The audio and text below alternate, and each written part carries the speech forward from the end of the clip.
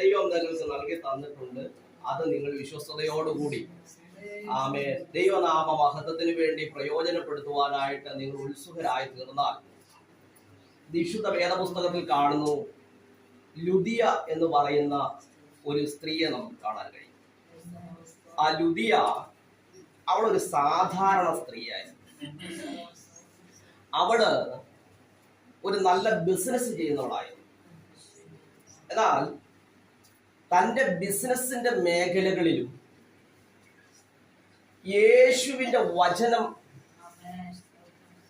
പൗലോസ് പ്രസംഗിക്കുന്നത് കേട്ടപ്പോൾ തന്റെ ആ ബിസിനസ് ഒരു അല്പ നിമിഷം ഒന്ന് മാറ്റി വെച്ചിട്ടുണ്ട്. ആ കേൾക്കുന്ന ദൈവവചനത്തിലേക്ക് അവളുടെ ശ്രദ്ധയെ തിരിച്ചു. ഇതിന്റെ അകത്ത് വലിയൊരു സത്യമുണ്ട്. നമ്മുടെ ജോലി മേഖലകളിൽ വളരെ കർമ്മനിരതരായി പോകുന്നവരാണ് നാം ഓരോരുത്തരും. നമ്മുടെ ഏത് വലിയ ജോലിയുടെ നടുവിലും അല്പനിമിഷം നിങ്ങൾ ദൈവ വചനത്തിന് വേണ്ടി മാറ്റിവെച്ച